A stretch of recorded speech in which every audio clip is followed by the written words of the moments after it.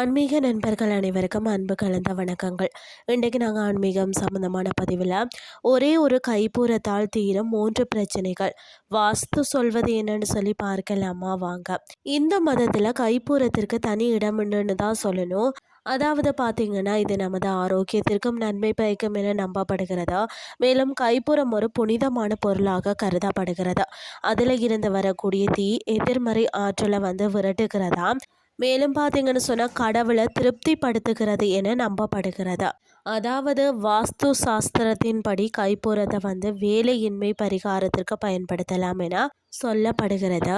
அதாவது விரும்பிய வேலை, உங்களுக்கு விரும்பிய வேலை கிடைக்கணும் அப்படின்னு சொல்லி ஆசைப்பட்டீங்கன்னா தினமும் குளித்ததுக்கு பிறகு பூஜை அறையில் சூடமேற்றி கடவுளை வேண்டுவது நன்மை பயக்கும்.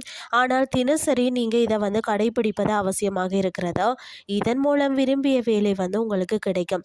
அதே மாதிரி வியாபாரத்தில் முன்னேற்றம், ஏற்கனவே நல்ல தொழில் வியாபாரம் இருந்தால் அதில் கொஞ்சம் முன்னேற்றம் அடையணும் அப்படின்னு சொன்னால் கற்றாழை இலைகளை அந்த கற்றாழை இலைகளால் பார்த்தீங்கன்னா சூடத்தை எரிப்பது சிறந்த பலனை கொடுக்குமா.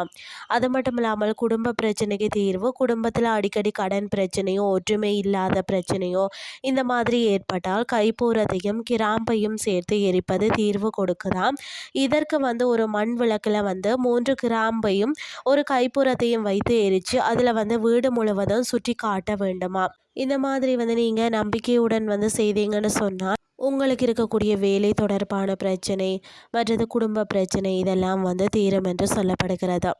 இன்றைய ஆன்மீகம் சார்ந்த பதிவு உங்களுக்கும் பிரயோசனமாக அமைஞ்சிருக்கும்னு சொல்லி நானும் நம்புகிறேன். இதே மாதிரி மற்றொரு ஆன்மீகம் சார்ந்த பதிவோடு உங்களை சந்திக்கிறேன். நன்றி.